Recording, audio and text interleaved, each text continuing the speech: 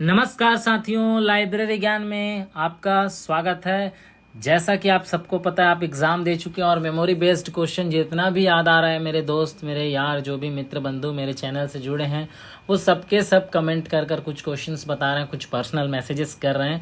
इस क्वेश्चन के बेस्ड पर फिर से ये 10 क्वेश्चन और एक bonus question in the sense कि वो आया हुआ है एक एक्स्ट्रा देकर 11 क्वेश्चन आज के इस सेकंड पार्ट के वीडियो पे रहेगा। ये वीडियो भी बेहद इंपॉर्टेंट रहेगा आप लोगों के लिए। और हम जितना भी हमको याद है, जिनके थ्रू क्वेश्चंस मिल रहे हैं, ये इस तरह से मिलाकर 20-21 क्वेश्चन हम सॉल्व कर लिए हैं। और अगर कुछ याद आता है किसी को तो बिल्कुल कमेंट कीजिएगा, फिर से थर्ड पार्ट बनाएंगे ताकि सब क्वेश्चन हम पूरी तरह से लगभग जितना भी याद हो सके, याद आ सके, सॉल्व कर लेंगे। तो मित्रों, साथियों, चलिए शुरू करते हैं। ज़्यादा समय नहीं गंवाते हैं क्योंकि हमारा वीडियो इम्पॉर्टेंट है, कंटेंट इम्पॉर्टेंट है। और आज एक महत्वपूर्ण सूचना आप लोगों को दे देना चाहता हूँ। जो भी मेरा वीडियो देख रहे होंगे, यूजीसी एनटीए नेट 2024 दिसंबर की तैयारी हम शुरू करेंगे, क्योंकि ये एग्ज़ाम तो चला गया और बीत गया, उसे समझो अभी थोड़ा सा भूल जाते हैं कि उस पर ज़्यादा फोकस करना सही नहीं है। जैसे ही इसका रिस्पांस सीट आता है, आंसर की आता है, तब हम देखेंगे इस पर, इसका डिटेल सॉल्यूशंस देखेंगे ताकि आपको लगे किस क्वेश्चन को क्लेम करना है, कौन सा नहीं करना है, मैं ये भी बता दूंगा। और इसके साथ साथ जिन्होंने एमपी सेट अप्लाई किया होगा, Madhya Pradesh state eligibility test 2024, जिन्होंने अप्लाई किया होगा, दिसंबर को उनका एग्ज़ाम है। तो हम लगे हाथ यूजीसी एनटीए नेट 2024 दिसंबर और एमपी सेट 2024 दोनों की तैयारी साथ में कंटिन्यू करेंगे। आपको बहुत जल्द यूनिट वाइज एमसीक्यूज भी मैं प्रोवाइड कराऊंगा और जो डिटेल टॉपिक है उसका डिटेल सॉल्यूशंस, डिटेल अध्ययन भी मैं आपको कराऊंगा। तो चैनल पर आप बने रहिएगा। वीडियोस अच्छा लगता हो तो चैनल को लाइक कीजिएगा, सब्सक्राइब कीजिएगा, शेयर कीजिएगा। मैं बहुत सारे ऐसे ट्रिक्स बताऊंगा जिससे आपको बहुत सारे नाम आसानी से याद हो जाएंगे, ईयर आसानी से याद हो जाएंगे।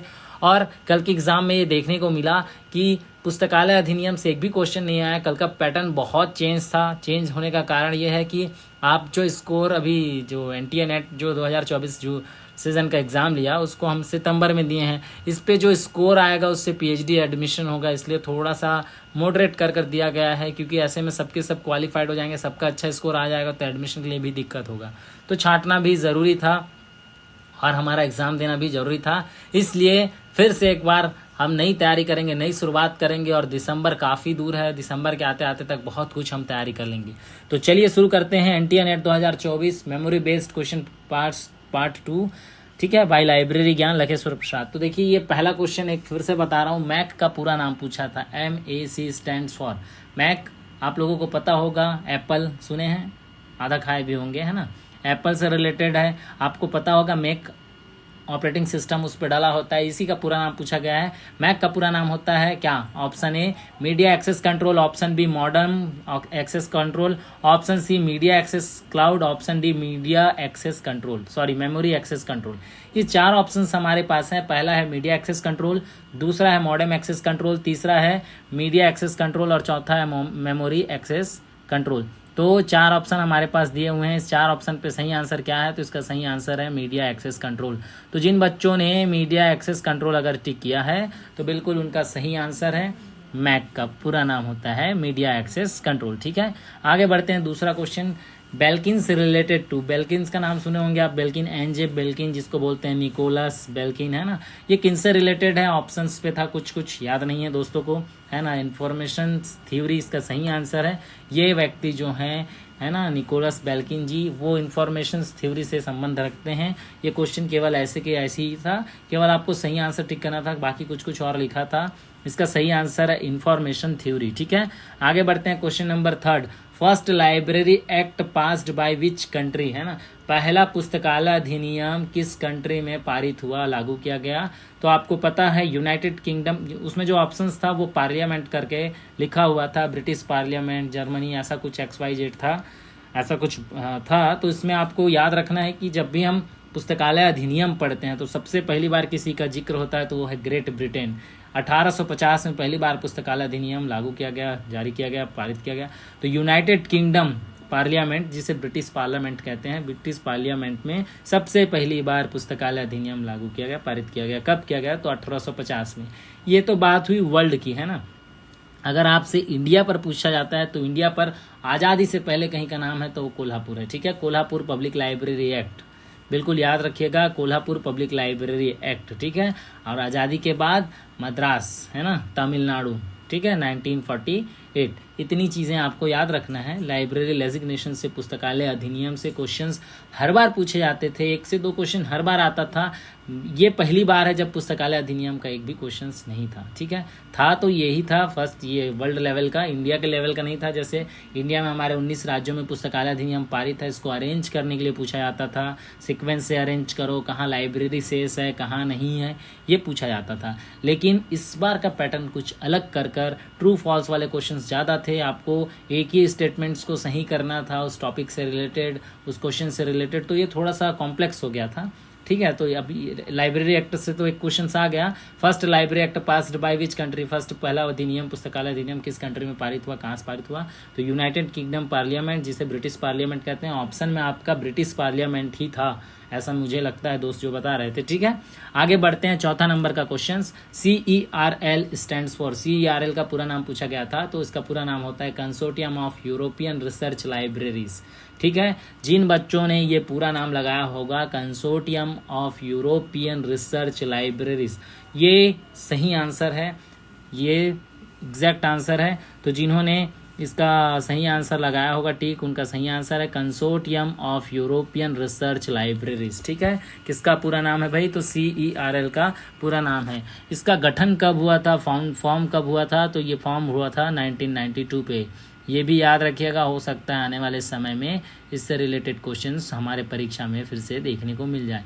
और ज़रूरी नहीं NTA नेट, और भी बहुत सारे एग्ज़ाम होते हैं। अभी होने वाला है MP सेट 2024 दिसंबर, उसमें पूछ सकता है। और एक खुशखबरी भी आप लोगों के लिए कि छत्तीसगढ़ सेट 2024 फिर से दिसंबर में एक बार हो सकता है, ऐसा न्यूज़पेपर के आर्टिकल में दिया हुआ है। उन सब्जेक्ट जो और 15 सब्जेक्ट थे उनको ऐड करके टोटल अब 33 सब्जेक्ट्स में छत्तीसगढ़ सेट होगा। तो एक बार फिर आप सभी के समक्ष एक और अवसर हो सकता है, तो तैयारी रोकनी नहीं है, कंटिन्यू हमें तैयारी करते रहना है, ठीक है। तो consortium of European research libraries पूरा नाम होता है CERL का।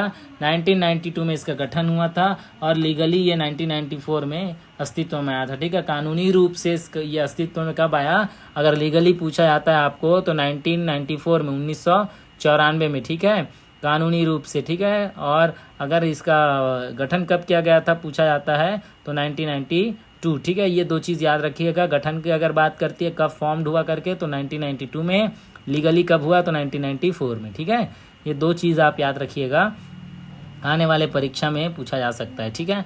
आगे बढ़ते हैं, question number 5, arrange in sequence the following consortia, ठीक है। इन कंसोर्टिया के बारे में आपको अरेंज करने के लिए क्वेश्चन पूछा गया था। कंसोर्टियम देखिए, आपको फोर्सा, DAE, इंडेस्ट और NKRC, है ना, ये 4 चीज़ पूछा गया था। तो फोर्सा का तो पूरा नाम अगर आप लोगों को पता हो तो बहुत अच्छी बात है, नहीं पता हो तो लिख लीजिएगा।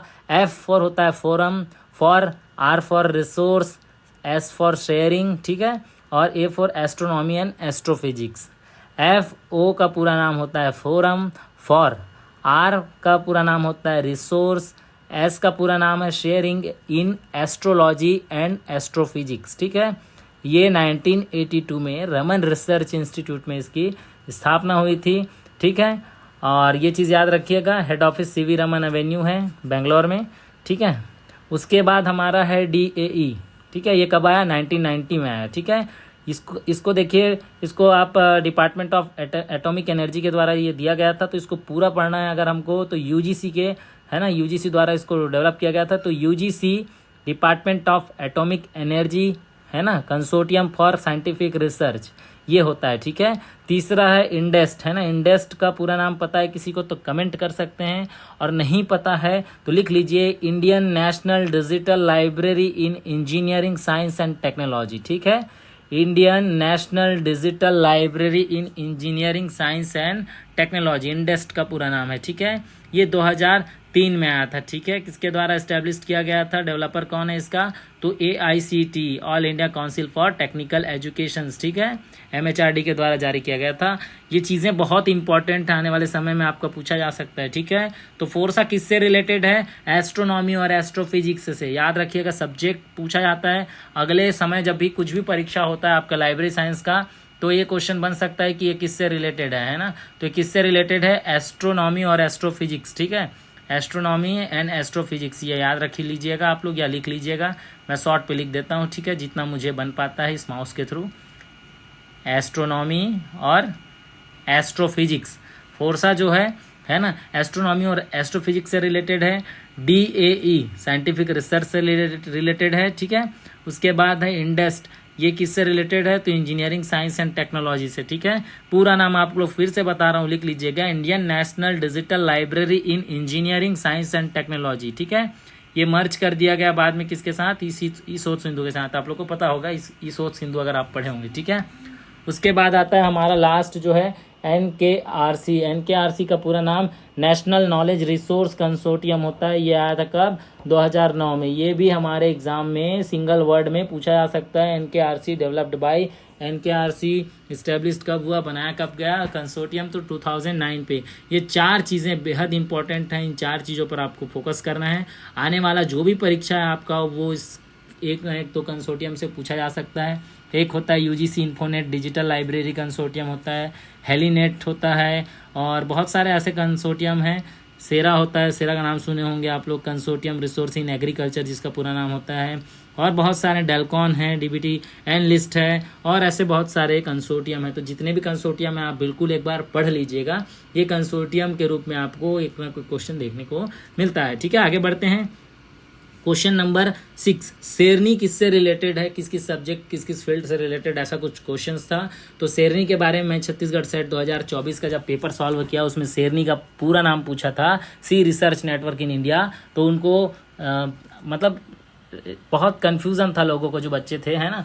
रिसर्च नेटवर्क इन इंडिया शेरनी का पूरा नाम था। शेरनी किस सब्जेक्ट से रिलेटेड है, किस सब्जेक्ट पे वुमेन पर फोकस करता है, वुमेन पर ये क्वेश्चंस पूछा गया था। तो इसका सही आंसर होगा, है ना, वेरियस फील्ड, हर सब्जेक्ट के, है ना। शेरनी is the expert profile network system that connect and leverage the knowledge skill and expertise women across various field in India, है ना। उस पर लिखा हुआ था कुछ कुछ ऐसा सब्जेक्ट, ह्यूमैनिटीज, साइंस और सोशल साइंस ऐसा करके, और एक वेरियस फील्ड का था। तो हर फील्ड के महिलाओं को सपोर्ट करता है शेरनी जो है, सी रिसर्च नेटवर्क इन इंडिया, ठीक है। आगे बढ़ते हैं, क्वेश्चन नंबर 7, मैचिंग से रिलेटेड क्वेश्चन आया था। मैचिंग पे वो एसोसिएशन दिया था जिसके बारे में आप लोग मेरे हिसाब से, मुझे लगता है कि नहीं देखे ना, पढ़े होंगे, है ना। बहुत रेयर चांसेस है कि कोई स्टूडेंट्स पढ़े होंगे, लेकिन हमको हर छोटे बड़े एसोसिएशंस को जानना ज़रूरी है, ठीक है। तो देखिए, हम सबसे पहले जानते हैं महाराष्ट्र लाइब्रेरी एसोसिएशन 1921। हम जो पढ़ते हैं आंध्र देशा लाइब्रेरी एसोसिएशन 1914 में बना था, यहाँ से एसोसिएशंस की शुरुआत हुई थी। लेकिन NTA नेट ऐसा एग्जाम है जिसमें डेप्थ ज़्यादा पूछा जाता है, आपको गहराई से पढ़ना ज़रूरी है, इसलिए उस तरह का क्वेश्चन पूछा गया था कि आप और एसोसिएशंस को इंडिया में जानते हैं कि नहीं, क्योंकि आप भविष्य में एक टीचर बनेंगे, ठीक है। तो महाराष्ट्र लाइब्रेरी एसोसिएशन सबसे पहला, अब जो हमारा क्वेश्चंस था उसमें 1921 था। ये अरेंज करने के लिए था क्वेश्चंस की सबसे पहले कौन आया, शायद या मैचिंग पैचिंग था, ठीक है। तो ये मैचिंग वाला क्वेश्चंस था, आपको अरेंज करना था ईयर वाइज, सबसे पहले कौन आया था, A और B लिस्ट दिया हुआ था, उसमें से मैच करना था। तो महाराष्ट्र लाइब्रेरी एसोसिएशन जो है 1921 में स्टैब्लिश्ड हुआ था। गुजराती पुस्तकालय मंडल जो है 1923 में स्टैब्लिश्ड हुआ था। बड़ौदा स्टेट लाइब्रेरी एसोसिएशन 1920 में स्टैब्लिश्ड हुआ था। और बंगाल लाइब्रेरी एसोसिएशन 1925 में स्टैब्लिश्ड हुआ था, ठीक, इनके द्वारा, रविंद्रनाथ टैगोर जी के द्वारा। ये बिल्कुल याद रखिएगा, सब एसोसिएशन के बारे में हमको पढ़ना है। क्वेश्चंस आजकल बहुत डेप्थ आने लगे हैं, और भी डेप्थ आएगा, आप समय के साथ सिलेबस बढ़ रहा है, कंटेंट बढ़ रहा है, स्टूडेंट्स बढ़ रहे हैं, तो उस हिसाब से चलना पड़ता है, ठीक है। तो ये बिल्कुल नोट डाउन कर लीजिएगा आप लोग। Maharashtra library association 1921, Gujarati Pustakalaya Mandal 1923, Baroda state library association 1920, Bengal library association 1925।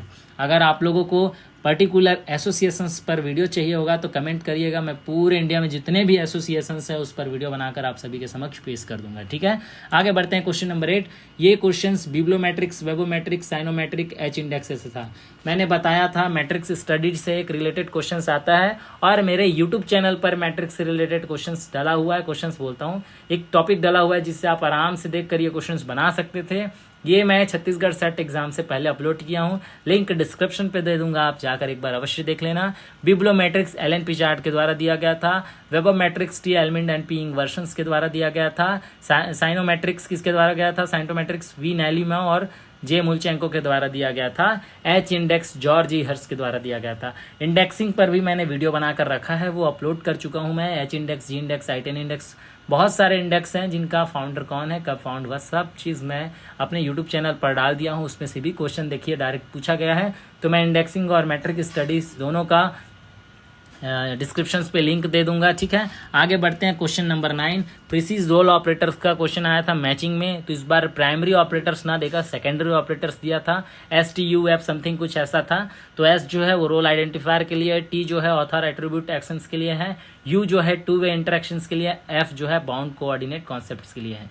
तो ये 4 ऑप्शन थे, चारों मैच करना था। कुछ शायद हो सकता है एक आध ऑप्शन मुझे डाउट लग रहा है इसमें से कि ये नहीं था, बाकी एस टी यू तो था, ठीक है। तो ये सेकेंडरी ऑपरेटर से, हर बार प्राइमरी ऑपरेटर से क्वेश्चन देखने को मिलता था, इस बार हमको जो देखने को मिला है वो सेकेंडरी ऑपरेटर से मिला है। तो इस तरह से प्रीसीज, पॉप्सी, ये सब के ऑपरेटर्स जो भी हैं, जैसे भी यूज होते हैं, उसको हमको पढ़ना जरूरी है। क्वेश्चन आजकल ऐसे ही आ रहे हैं, ठीक है। आगे बढ़ते हैं, question number 10, the patent act, trademark and merchandise mark act and design act and geographical indications of goods act. ये 4 एक्ट पर क्वेश्चन पूछा गया था। इस चारों एक्ट्स को शायद अरेंज करना था, रिवर्स अरेंज करना था कि कैसे अरेंज करना। कुछ क्वेश्चन ऐसे थे जिसमें रिवर्स अरेंज करना था। रिवर्स अरेंज अर्थात जो लास्ट में आया उसको पहले, फिर जो पहले आया उसको लास्ट में, इस तरह से। तो क्वेश्चंस कई लोग सीक्वेंस से अरेंज कर दिए। कुछ बच्चे मुझे बता रहे थे कि सर हम सीधा सीधा अरेंज कर दिए हैं बढ़ते क्रम में। तो बढ़ते क्रम में नहीं, उसको घटते क्रम में करना था। बहुत सारा ऐसा ऐसा वर्ड था, इसलिए क्वेश्चंस बहुत अच्छे ढंग से पढ़ना चाहिए। अनसीन पैसेज जो भी क्या कंप्रीहेंशंस बोलते हैं, उसमें भी थोड़ा सा ज़्यादा पढ़ना पड़ा। बच्चों का रिव्यू ऐसा है। तो याद रखिएगा कि पढ़ना और टाइम मैनेजमेंट करना बेहद ज़रूरी है, हमको उसी पर चलना है, ठीक है। क्वेश्चन नंबर 10 जो है वो एक्ट से, आईपीआर एक्ट से रिलेटेड क्वेश्चंस है। तो पेटेंट एक्ट आता है 1970 पे, trademark and merchandise mark act आता है ये मिस्टेक, टाइपिंग मिस्टेक हो चुका है, 1958 होगा, ठीक है। इसको आप लिख लीजिएगा 1958, ठीक है, 1958, ठीक है। सुधार कर लीजिएगा, टाइपिंग एरर हो गया है, ठीक। 1958 trademark and merchandise mark act 1958, design act 2000 और geographical indications of good act 1999, ठीक है। तो देखिए ये भी टाइपिंग एरर है, ये यहाँ पर आएगा अगर सीक्वेंस से अरेंज करते हैं तो, और ये नीचे आएगा, ठीक है। इस चीज़ों को याद रखिएगा। सबसे पहले आएगा the patent act trademark and merchandise mark act आएगा 1958, उसके बाद आएगा द पेटेंट एक्ट 1970, उसके बाद आएगा geographical indications of good act 1999, उसके बाद डिज़ाइन एक्ट। तो मैं एक बार नंबर डाल देता हूँ, इस हिसाब से ये अरेंज होगा, ठीक है। सबसे पहले होगा trademark and merchandise mark act 1999, दूसरा होगा 1970 द पेटेंट एक्ट, ठीक है। तीसरा होगा goods geographical indications of good act, और चौथा हमारा लास्ट में होगा डिज़ाइन एक्ट। थोड़ा सा टाइपिंग एरर हो गया है मुझसे, ठीक है, इसको सुधार कर लीजिएगा। पहले में ये आएगा, दूसरे में ये आएगा, ठीक है।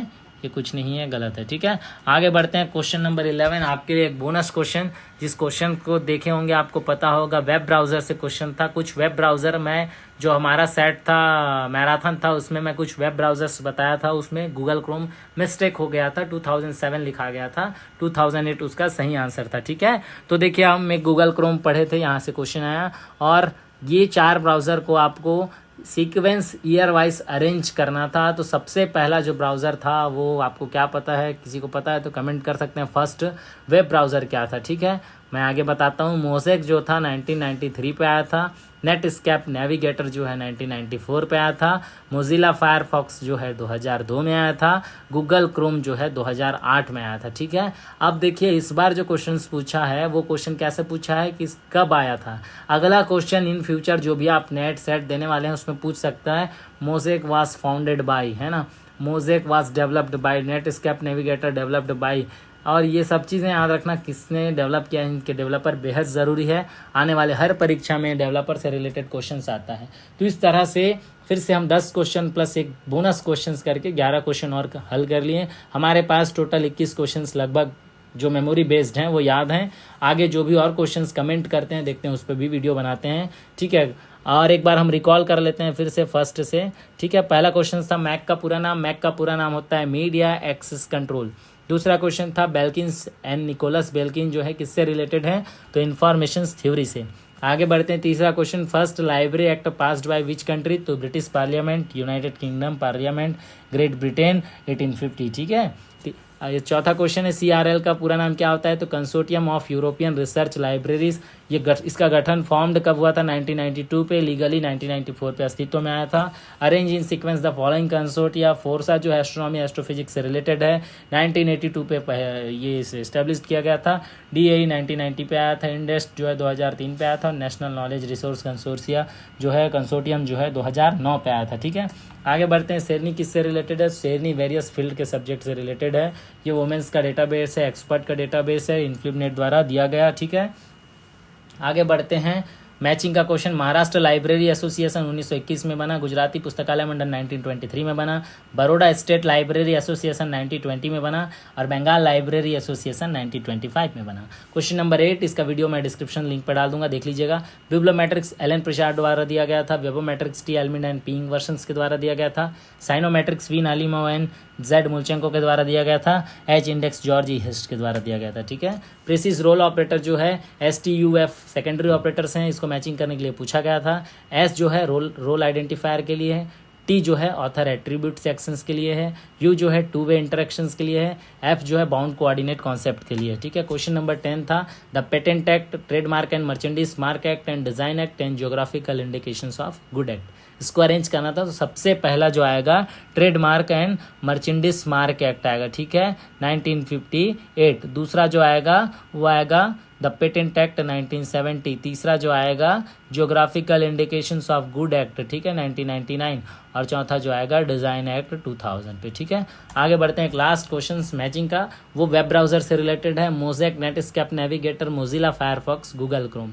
तो मोज़ेक जो है 1993 पे आया था। नेटस्केप नेविगेटर 1994 पे आया था।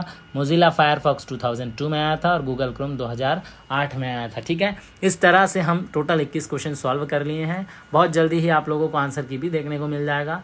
तो सभी साथियों से अब एक गुजारिश करना चाहूँगा, अगर वीडियो अच्छा लगा हो, कंटेंट अच्छा लगता होगा तो चैनल को लाइक कीजिएगा, सब्सक्राइब कीजिएगा, शेयर कीजिएगा। फिर मिलेंगे अगले वीडियो में। अगला वीडियो आपके लिए और स्पेशल्स होगा। कुछ तैयारियां चल रही हैं, हम तैयारी करेंगे MP सेट 2024 दिसंबर के लिए और UGC NTA नेट 2000 दिसंबर के लिए। तो चलिए साथियों, मिलते हैं फिर नए वीडियो पे। धन्यवाद, तब तक के लिए अपना ख्याल रखिए और तैयारी बहुत अच्छे से कीजिए। रिजल्ट बहुत जल्दी आप लोगों को मिलेगा। Thank you so much.